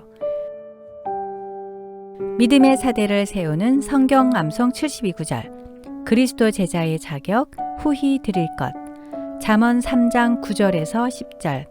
내 재물과 내 소산물의 처음 익은 열매로 여호와를 공경하라. 그리하면 내 창고가 가득히 차고 내 포도즙 틀에 새 포도즙이 넘치리라. 직장이 없는 무일푼의 한 청년이 있었습니다. 하루는 거리를 걷다가 구세군의 길거리 전도를 보게 되었습니다. 찬송가 전도 설교가 끝난 뒤 한 젊은 여성이 탬버린을 바구니 삼아 들고 헌금을 거두면서 한 바퀴를 돌았습니다. 그녀가 앞에 왔을 때 청년은 말했습니다. 헌금을 하고 싶지만 음식을 사 먹을 돈조차 없어요. 죄송해요. 그러자 그녀는 자기의 호주머니에서 돈을 꺼내더니 그에게 1달러를 주면서 이렇게 말했습니다. 이 돈을 받고 그중 10센트를 여기에 헌금하세요. 그리고 앞으로 수입이 생길 때마다 첫 열매를 하나님께 바치세요. 평생 하나님께 첫 열매를 바치면 돈이 떨어져서 고생하는 일은 없을 거예요. 그는 너무 감사한 마음으로 그러겠다고 말하며 햄버거를 사서 남은 돈 중 10센트를 헌금했습니다. 그리고 얼마 후 그는 직장을 구하게 되었습니다. 그는 그 여성의 말대로 매달 수입이 생기면 하나님께 첫 열매를 드렸습니다. 세월이 흘러 청년은 기업의 대표가 되었고 자신을 도와준 구세군의 후원자가 되었으며 가난한 사람들을 위해 여러 개의 병원을 지었습니다. 잠언 3장 9절 10절에서는 내 재물과 내 수확물의 첫 열매를 드려 여호와를 공경하여라. 그러면 내 창고들이 차고 넘치게 될 것이며 내 포도주 통들이 포도주로 가득 찰 것이다 라고 말씀하셨습니다. 이 말씀은 솔로몬이 사랑하는 아들에게 하나님의 지혜를 구하는 자가 얻는 삶의 유익을 나열한 장입니다. 성경에는 하나님이 우리에게 복을 주시겠다고 약속하신 말씀이 많습니다. 그 복을 받기 위해서는 우리가 해야 할 일과 하지 말아야 할 일이 있습니다. 하나님의 법을 잊지 않고 명령을 지키면 장수와 평강을 누릴 수 있습니다. 인자와 진리를 마음판에 새기면 하나님과 사람 앞에서 은총과 칭찬을 받을 수 있습니다. 마음을 다하여 여호와를 신뢰하고 자신의 명철을 의지하지 않고 모든 길에서 하나님을 인정하면 형통함을 누릴 수 있습니다. 여호와를 경외하며 악을 떠나면 몸이 건강해지고 뼈까지 윤택해집니다. 재물과 수확물의 첫 열매를 드림으로 여호와를 공경하면 창고들이 차고 넘치고 포도주 통들이 포도주로 가득 찰 것이라고 말씀하셨습니다. 즉 하나님의 법을 잊지 말고 자기 명철을 의지하지 말며 첫 열매를 드리면 풍요롭게 채워주신다는 약속의 말씀입니다. 재물과 수확물의 첫 열매를 드리는 것, 여러분은 얼마나 기쁨으로 기꺼이 하고 계신가요? 하나님은 모든 것을 창조하셨으며 모든 재물의 주인입니다. 하나님은 모든 소유권과 주권, 공급권을 가지고 계신 분입니다.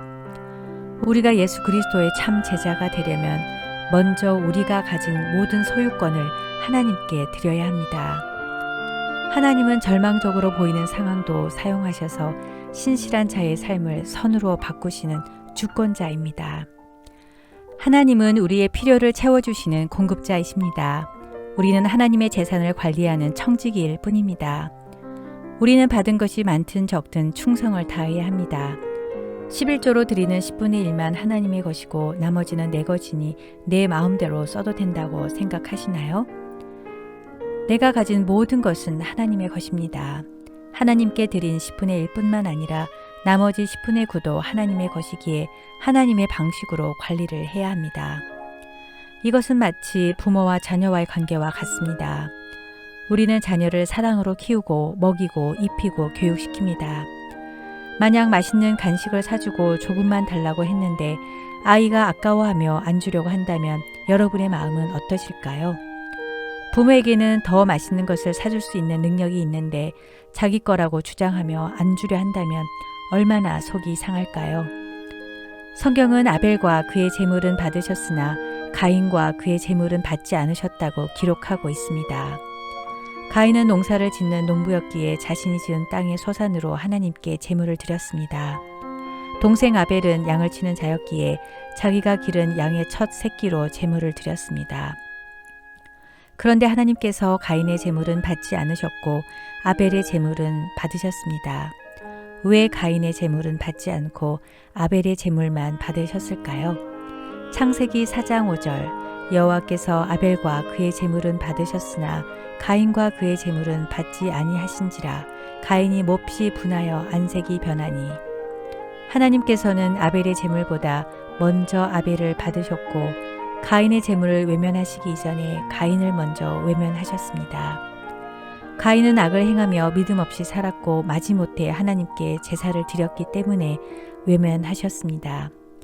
아벨은 첫 새끼 양과 기름진 부분으로 가장 좋은 것을 가져왔지만 가인은 첫 이삭, 첫 수확에는 수식어가 들어있지 않은 땅의 소산이라고만 되어 있습니다.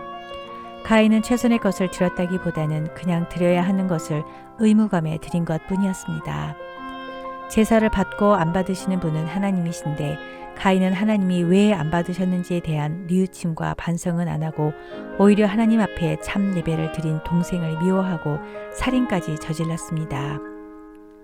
하나님은 값비싼 재물보다 정성껏 준비한 예물을 기뻐하시고 재물의 양보다는 주는 자의 마음을 보십니다. 하나님께 드리는 것은 사랑과 감사를 표현하는 예배의 행위입니다. 내 것 중에서 마지못해 하나님의 것을 떼어드리는 것이 아니라 하나님의 것 중에서 내 것을 남기고 하나님께 극히 일부만 드리는 것입니다. 청지기로서의 삶을 충실하게 살다가 첫 열매를 기쁨으로 드리면 하나님은 우리의 창고를 가득히 채워주시는 축복을 주신다고 약속하셨습니다. 우리 모두 하나님의 것을 잘 관리하는 충성스럽고 신실한 청지기의 삶을 살길 기도합니다. 하나님 아버지, 하나님의 주인 되심과 하나님의 소유권, 주권, 공급권을 찬양하며 저의 모든 삶 전체를 산 제물로 올려드립니다. 가인처럼 형식적으로 의무감 때문에 마지못해 드리는 믿음 없는 자가 되지 말고 기쁨으로 드리는 제물이 하나님이 받으실 만한 향기로운 제물이 되게 하옵소서. 예수님 이름으로 기도드립니다. 아멘.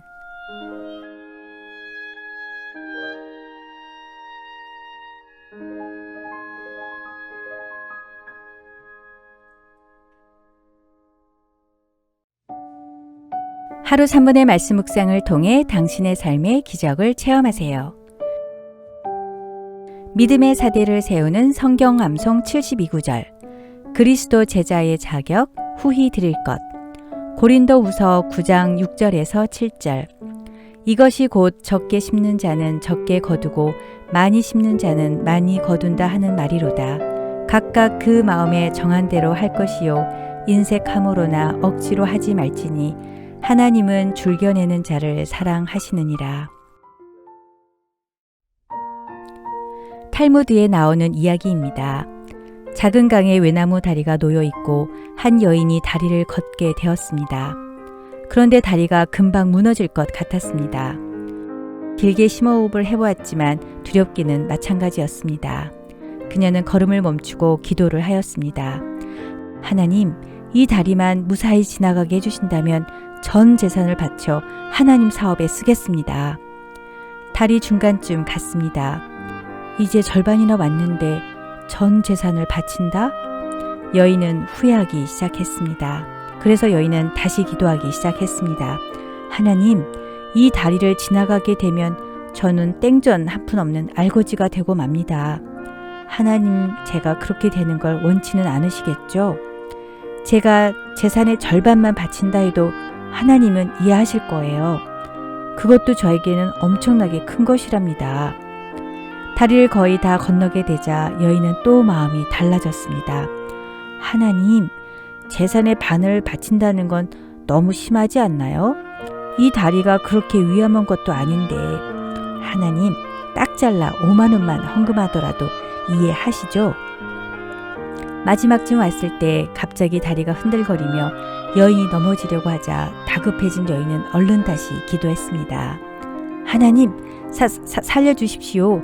좀 전에 짓거린 제 말은 농담이었습니다. 그걸 진심으로 받아들이다니 너무하십니다. 탈무드의 이 이야기는 인간의 마음, 우리의 마음, 아니 나의 마음이 얼마나 간사하고 이기적이고 계산적이며 자기 중심적인지를 보여줍니다. 여러분도 매주 헌금을 드릴 때 하나님께 생색내며 거래하듯이 조건을 달아 드리고 있지는 않나요? 축복은 많이 받고 싶은데 많이 드리긴 아까워 인색함과 억지로 드리고 있지는 않는지요. 하나님이 부어주시는 축복을 많이 받으려면 하나님이 정하신 법칙을 따라야 합니다. 그 법칙은 심고 거두는 법칙, 즉 적게 심는 자는 적게 거두고 많이 심는 자는 많이 거둔다는 것입니다. 열매를 거두고 싶다면 씨앗을 심어야 하고 좋은 열매를 거두고 싶다면 반드시 좋은 씨앗을 심어야 합니다. 그런데 우리는 좋은 씨앗은 심지 않고 그저 더 많이 더 빨리 달라고 기도합니다. 공부하지 않고 좋은 성적을 바란다거나 수고하지 않은 일에서 성공을 기대하는 것은 하나님을 기쁘게 하지 못합니다. 세상에는 두 가지 부자가 있습니다. 땅에 열심히 쌓아두나 그것이 걸림돌이 되어 싸움이 일어나고 도둑이 될까 불안해하며 돈의 노예가 되는 어리석은 부자와 영원한 하늘나라를 위해서 하늘에 많이 쌓아두는 지혜로운 부자입니다. 여러분은 어떤 부자가 되고 싶으신가요? 심고 드리는 것은 사랑의 표현입니다. 부모님이 자녀들을 위해 쓸 때 기쁨으로 하듯 주님께 드릴 때는 기쁨으로 드려야 합니다.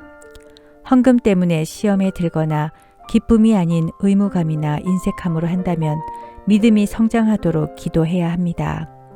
하나님은 줄겨내는 자를 사랑하십니다. 하나님은 만복의 근원이시며 만물의 주인이십니다. 모든 사람을 크게 하심과 강하게 하심이 주님의 손에 달려 있습니다. 이것을 진정 믿는다면, 정말 하나님을 사랑한다면 즐겁게 드릴 수 있습니다. 우리는 하나님의 신령한 농부입니다. 농부로서 우리는 무슨 씨를 심어야 할까요? 복음의 씨앗, 기도의 씨앗, 사랑의 씨앗을 심어야 합니다. 그리고 물질의 씨앗을 심어야 합니다. 어린아이가 자신이 가진 보리떡 5개와 물고기 2마리를 들인 후 5천 명을 먹이고 12광주리가 남는 오병이어의 기적이 나타났습니다. 내 보물이 있는 그곳에 내 마음도 있다고 마태복음 6장 21절에서 말씀하셨습니다. 헌금은 하나님께 심는 것입니다. 진심으로 하나님을 사랑한다면 하나님께 드려야 합니다. 많이 심고 많이 드리면 어떤 유익이 있을까요? 첫째, 우리의 마음을 그리스도께 향하게 합니다. 드림은 청지기로서 져야 할 책임 중에 하나입니다. 청지기는 드릴수록 충성을 다할수록 주인의 즐거움에 참여하며 주님과 더 친밀한 교제를 할 수 있습니다. 둘째, 우리의 성품이 예수님을 닮아갑니다. 아낌없이 주는 예수님과 달리 인간은 본래 이기적인 존재입니다. 이런 우리가 예수님을 닮아가기 위해서는 규칙적인 드림을 실천해야 합니다. 셋째, 하늘에서의 보물이 증가됩니다. 마태복음 6장 20절에서는 오직 너희를 위하여 보물을 하늘에 쌓아두라. 거기는 좀이나 동록이 해하지 못하며 도둑이 구멍을 뚫지 못하고 도둑질도 못하느니라고 말씀합니다. 우리 각 사람은 하늘 계좌를 가지고 있습니다. 땅에 쌓아둔 것은 죽을 때 가지고 갈 수 없지만 하늘 계좌에 쌓아둔 보물은 영원히 누릴 수 있습니다. 우리는 영혼을 바라보고 주님의 천국은행에 투자해야 합니다. 넷째, 땅에서 풍요를 누릴 수 있습니다. 많이 심고 많이 드리면 물질적인 축복이 되돌아옵니다. 잠언 11장 24절에서 25절에서는 과도히 아껴도 가난하게 될 뿐 아니라 구제를 좋아하는 자는 풍족하여질 것이요 남을 윤택하게 하는 자는 자기도 윤택하여지리라고 말씀하셨습니다. 고린도후서 9장 8절에서는 하나님이 능히 모든 은혜를 너희에게 넘치게 하시나니 이는 너희로 모든 일에 항상 모든 것이 넉넉하여 모든 착한 일을 넘치게 하게 하려 하심이라고 말씀하셨습니다. 우리가 많이 심고 많이 드리면 신실하신 하나님은 우리에게 이렇게 많은 축복을 주신다고 약속하셨습니다. 그러나 복을 받기 위해 드리는 것은 온전한 믿음이 아닙니다. 우리는 나 같은 죄인을 살리신 하나님이 너무 감사해서 하나님의 것을 하나님께 즐겁게 드리는 것입니다. 우리 모두 하나님의 축복의 법칙을 깨닫고 인색하거나 마지못해 드리지 않고 기쁨으로 많이 심고 많이 드림으로 하나님이 부어주시는 축복을 누리시길 기도합니다. 만복의 근원이신 하나님 아버지, 제가 가진 모든 것이 주님이 주신 것인데 그 감사와 인의를 모르고 내 것인 양 움켜쥐고 아까워하는 저를 용서하여 주옵소서.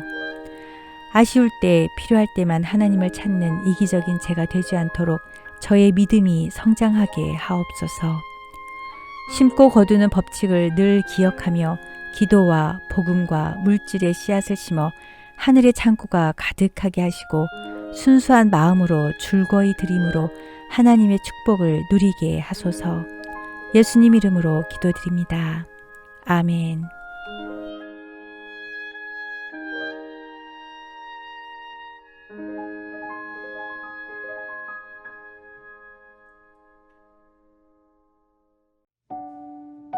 하루 3분의 말씀 묵상을 통해 당신의 삶의 기적을 체험하세요.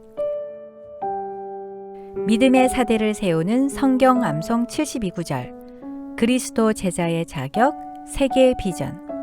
사도행전 1장 8절. 오직 성령이 너희에게 임하시면 너희가 권능을 받고 예루살렘과 온 유대와 사마리아와 땅끝까지 이르러 내 증인이 되리라 하시니라. 유교의 뿌리를 둔 과거 조선 사회는 남녀 차별이 심했습니다. 여자에게는 책을 읽거나 글을 배울 기회를 주지 않았고 남자들이 거주하는 공간과 분리되어 주로 안채에서만 생활했으며 함부로 밖에 다닐 수도 없었고 나갈 때는 꼭 쓰개치마로 얼굴을 가려야 했습니다. 당시 조선에 온 선교사 스크랜턴은 여성들을 위한 여의사와 여성 전용 병원이 필요함을 느끼고 감리교 여성 해외 선교부에 여성 병원을 만들어 달라고 요청하였습니다. 1887년 10월 여의사 하워드가 한국에 도착했고 이와 학당에 한국 최초의 보그녀관이라는 여성 전용 병원이 생겼습니다. 하워드는 한국에 와서 2년간 복음을 전하면서 최선을 다해 고통당하는 여성들을 치료했습니다. 그러다 건강이 너무 악화되어 본국으로 떠났고 그의 뒤를 이어서 셔우드 선교사가 왔습니다. 셔우드도 최선을 다해서 한국 여성 환자들을 치료했습니다. 어느 날 16살의 소녀가 병원을 찾아왔습니다. 그녀는 화상으로 손가락 3개가 손바닥에 붙어 있었습니다. 이 화상 때문에 소녀는 시집을 갈 수 없었습니다. 셔우드는 소녀의 손가락을 손바닥에서 떼어내는 수술을 했습니다. 하지만 손에는 심한 흉터가 남게 되었습니다. 셔우드는 피부 이식 수술로 소녀의 피부를 떼어 소녀의 피부에 붙이려고 했습니다. 그러나 소녀와 가족들은 자신의 몸에서 피부를 떼어내는 것을 반대했고 피부 이식에 대해 아무리 설명을 해도 이해하지 못했습니다. 결국 셔우드와 다른 여선교사들은 이 소녀를 위하여 자신들의 피부를 제공했습니다. 이것을 본 다른 한국인들도 피부를 제공했습니다. 그제서야 소녀도 자신의 피부를 떼내는 것을 허락하였습니다. 모두 30여 개의 피부 이식 수술을 했고 결국 수술은 성공했습니다. 셔우드는 한국인들 사이에서 조선 여자에게 자신의 피부까지 떼어준 여자로 알려졌고 이것이 한국인들의 마음을 움직였습니다. 그 후 셔우드는 같은 의료 선교사인 홀과 결혼하여 평생 한국에 그리스도의 사랑과 인수를 전하는 일에 헌신했습니다.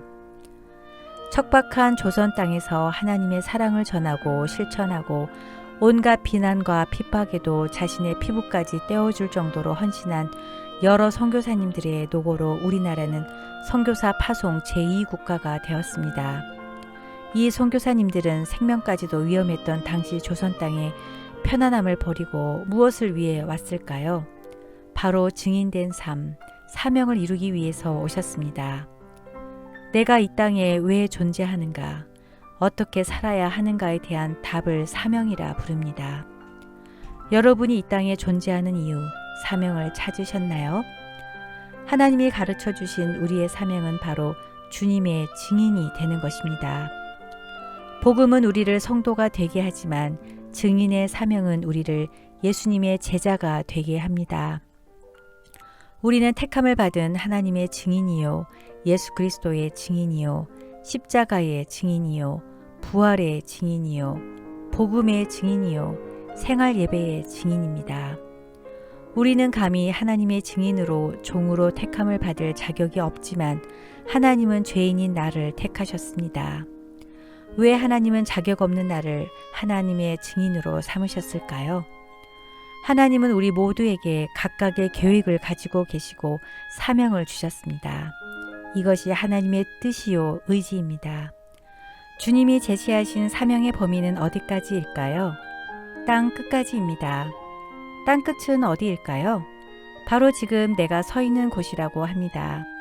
내가 서 있는 곳에서 증인된 삶을 사는 것입니다. 그래서 우리 모두는 가정 선교사요, 일터 선교사입니다. 나는 성경에 대해 아는 것도 없고 부족하고 연약하고 복음에 대해서 잘 알지도 못하는데 무슨 증인이냐고요? 성령님께서 나와 함께 하시기에 가능합니다. 내게 능력이 있느냐 없느냐는 중요하지 않습니다. 성령님께서 나에게 능력과 기름 부음을 주시면 우리는 그 권능을 받아 누리면서 사역을 감당할 수 있습니다. 증인이 된다고 하면 선교사를 떠올리는 사람도 있을 것입니다. 물론 그것도 포함되지만 평범한 내가 할 수 있는 증인된 삶도 있습니다. 내 삶, 표정, 말, 행동, 인격 등 나를 통해서 사람들이 느끼는 모든 것이 증인이 되는 것입니다. 나를 통해 사람들이 예수님의 따뜻함과 사랑을 느껴야 합니다. 그래서 예수님을 믿으면 나도 당신처럼 행복해질 수 있을까요? 라고 묻도록 사는 것이 증인된 삶입니다. 우리가 예수님을 닮기 위한 삶을 살기 위해서는 반드시 성령 충만함이 필요합니다. 우리가 구원받은 백성으로 나의 소망만을 위해 살아가는 것이 아니라 하나님의 비전, 하나님의 꿈, 하나님의 계획을 함께 이루어가는 동력자로 우리의 삶이 가장 아름답게 쓰이도록 하는 것입니다. 우리 모두 하나님이 주신 사명으로 내 삶에서 주님의 증인이 되는 삶을 살아 주님의 칭찬을 많이 받길 기도합니다. 열방의 주인이신 하나님 아버지, 척박한 조선 땅의 온갖 비난과 핍박 속에서도 주님의 증인된 삶을 사셨던 선교사님들의 헌신과 사랑과 눈물에 감사드립니다. 고통 가운데 있는 이웃, 외로움으로 우울해 있는 이웃들에게 따뜻한 손길을 베풀며 사랑과 섬김을 통해 기쁨과 위로를 주는 축복의 통로가 되게 하옵소서. 가든지 보내든지 제 자신이 서 있는 곳을 땅끝으로 여기고 선교사적인 삶을 실천하게 하시고 생명을 무릅쓰고 선교 현장에 나가 있는 선교사님들의 가정과 사역을 위해 매일 기도하게 하소서. 예수님 이름으로 기도드립니다. 아멘.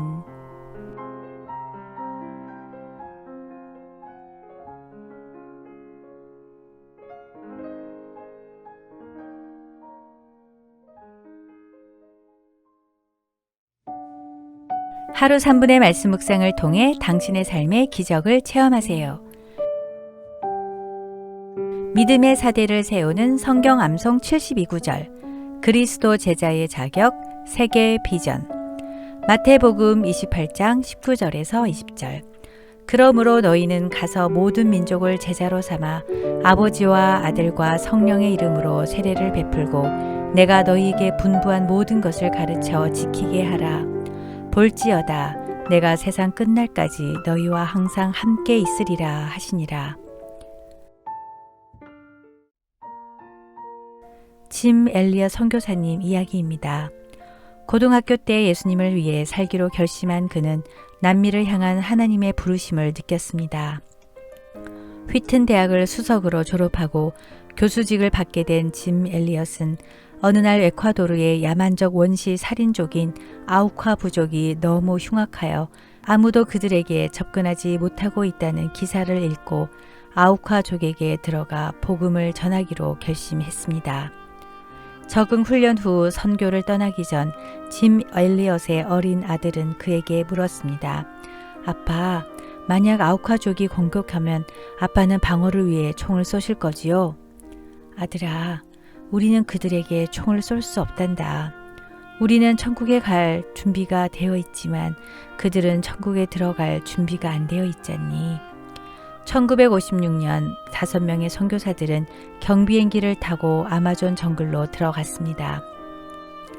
그들은 백인의 적대적인 아우카 부족 원주민들과 직접 접촉을 시도했습니다. 어느 날부터 본부와 선교사들과의 소식이 끊기자 수색대가 편성되었고 그곳을 수색한 결과 5명의 선교사들은 참혹하게 창에 찢겨져 죽어 있었습니다. 그런데 이상한 점은 그들 5명에게는 권총이 있었는데도 사용한 흔적이 없었다는 것입니다. 맹수들로부터 자신을 보호하기 위해 총을 가져갔을 뿐 복음을 전해야 할 대상을 죽이기 위해 총을 가져간 것이 아니라는 이유로 막다른 상황에서도 그들은 총을 쏘지 않았던 것입니다. 29세 젊은이들의 죽음과 유품이 잡지에 보도되면서 온 세계는 경악을 금치 못했고 모든 언론은 애도와 함께 이것은 인적 물적 낭비라며 무모한 선교 활동에 대해 비난했습니다. 그러나 그의 아내 엘리자베스는 남편이 남긴 일기를 보여주면서 말했습니다. 낭비라니요. 원하지 않는 일이 일어나야 낭비입니다. 제 남편은 어렸을 때부터 이 순간을 위해 준비했던 사람입니다. 그는 이제야 그 꿈을 이루었습니다. 감히 낭비라 하지 말아 주십시오. 그러나 더 놀라운 사실은 그녀가 곧바로 간호사 훈련을 받고 1년 후 아우카족에게로 들어간 것입니다. 아우카족은 남자는 죽이지만 여자는 연약함으로 여자를 죽이는 자는 비겁한 자로 낙인 찍힌다고 합니다. 그러나 그녀는 이런 사실도 모르고 죽을 각오를 하고 그곳에 들어가 5년 동안 살면서 그들에게 정성을 다해 사랑을 베풀고 간호사로 헌신했습니다.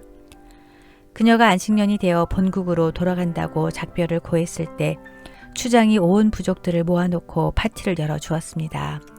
그리고 추장은 그녀에게 물었습니다. 늘 저희와 함께 고생하고 치료해 주시고 고통당하는 자와 함께 하는 당신은 도대체 누구입니까? 왜 우리를 위해 그토록 고생하며 희생합니까? 그것은 제 남편이 당신들을 너무 사랑했기 때문입니다. 추장은 의아해하며 물었습니다. 우리는 당신의 남편을 모릅니다. 당신 남편이 누구입니까? 그녀는 눈물을 글썽이며 말했습니다.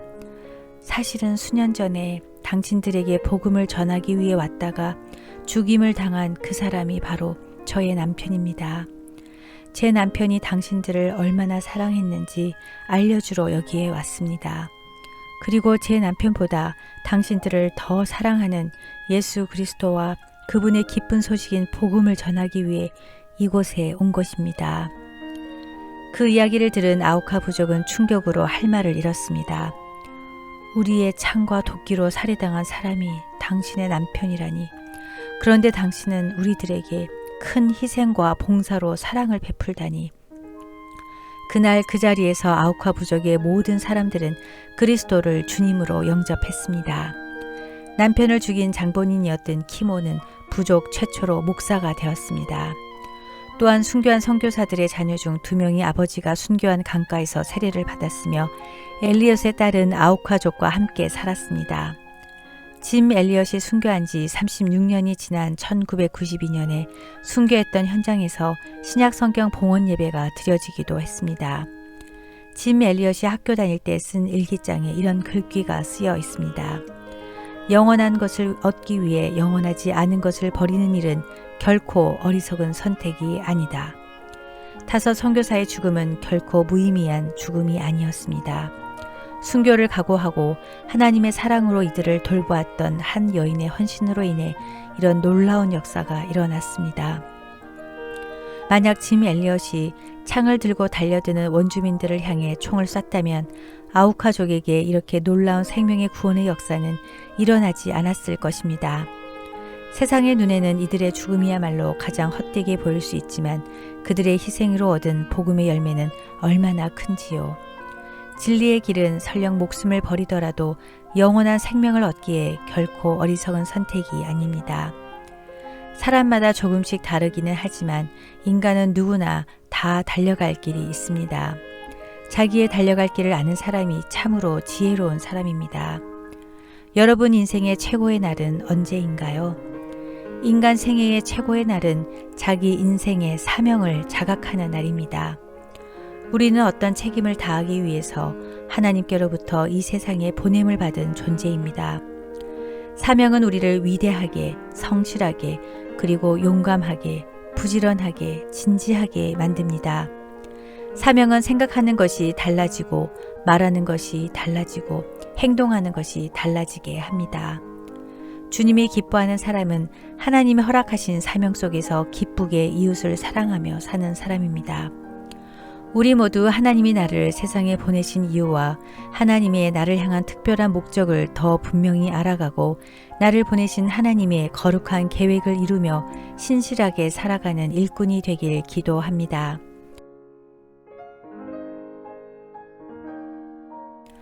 저를 향하여 놀라운 계획을 가지고 계신 하나님 아버지, 땅끝까지 복음을 전파하라고 하신 주님의 지상 명령에 순종하게 하소서. 저 자신은 하나님이 택하신 소중한 존재임을 잊지 않게 하시고 이 땅에 태어난 특별한 목적과 계획을 깨닫게 하소서. 세상으로 보냄받은 하나님의 자녀로 하나님 나라 확장에 쓰임받는 일꾼이 되게 하시고 주님의 음성에 집중하고 주님의 부르심에 순종하는 제가 되게 하소서.